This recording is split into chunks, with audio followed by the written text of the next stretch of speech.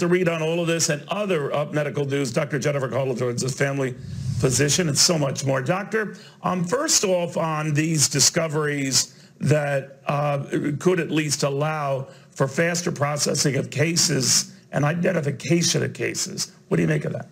Right.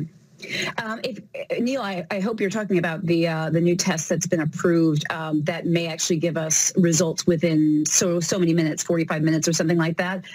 If that's what you're referring to, I really love that idea. I think that could be a game changer for really how we approach coronavirus. And let me just tell you why and how. First of all, it's going to allow access for many more people to become tested. Secondly, this particular test in particular is a self-administered test. So if people are able to administer the test to themselves, like take the sample on their own, that means that healthcare workers would not need to don sort of all the personal protective equipment to administer the test to them and then use up personal protective equipment that we know is in short supply already, and also would limit contact with healthcare workers and hopefully reduce potential spread that way. So there are a number of benefits of this. It's something that I think is a really great idea, and I'm looking forward to seeing how this continues to roll out and how we can best use it. I'm wondering, with speed comes the realization, I guess, Doctor, of that the close to 50,000 cases already recorded in the United States would dramatically rise simply because we know of them a lot sooner, right? Absolutely. No, I mean, and this is the thing, Neil, what we have to remember is these cases are likely walking around anyway. The way that I've sort of been thinking for the last couple of months at least is that there are vast numbers of cases walking around that we have simply not identified because we haven't tested them.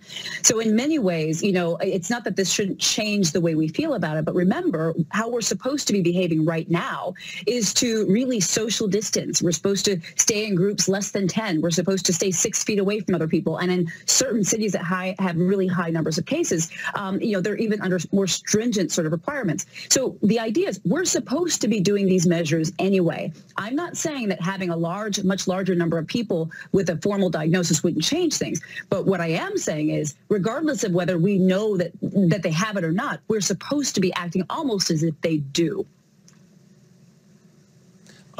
Dr. Well, I have you, and you're always so helpful, usually with my dumb questions, but I was curious to get your take on the president. You're kind. But he might reassess this stay-at-home call, at least for some groups, maybe next week. We don't know, but how do you feel about that? Yeah, so that's a really great question. I was watching the press conference just like so many other people.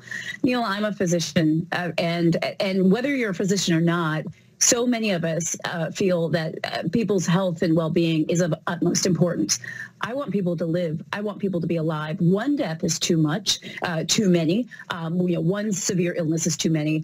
And for me, if that means that our sort of quarantine and sort of shelter in place or isolation, whatever you want to call it, if that means that we continue much longer, which, by the way, I'm expecting that we're going to need, that is fine by me.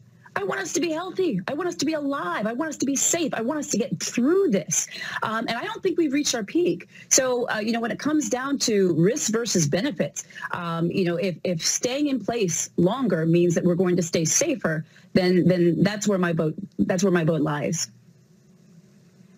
All right. Duly noted. We'll see what the president decides and what others decide on the administrative front next week. But, Doctor, always good having you. Thank you very, very much. Be well. We thank you for all you're doing.